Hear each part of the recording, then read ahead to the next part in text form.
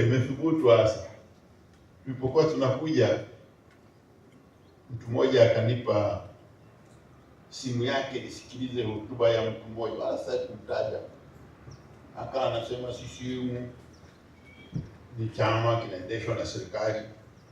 Sasa ningemwalika aje hapa aone tumejenga hapa, tuambie kasma namba ngapi ya bunge imeleta pesa hii. Ujinga. Unajua ukikosa la kusema na huku mdomo unao, unaweza ukaulazimisha useme chochote.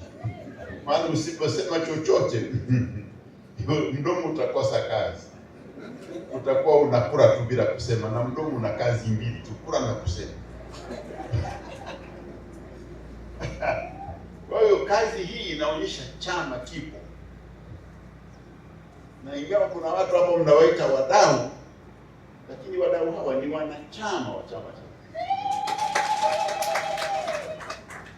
ni wanachama wa Chama cha Mapinduzi ambao wamejitoa kwa njia ya hiari, sio kodi.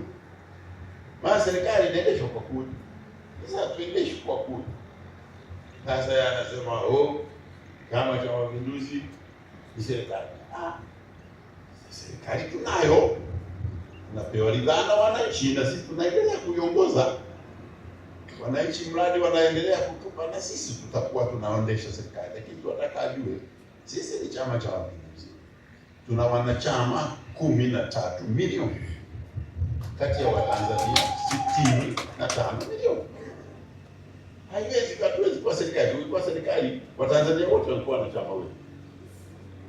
Lakini sisi ni chama cha siasa, tuna wanachama 13 milioni, ndio wanaokiendesha.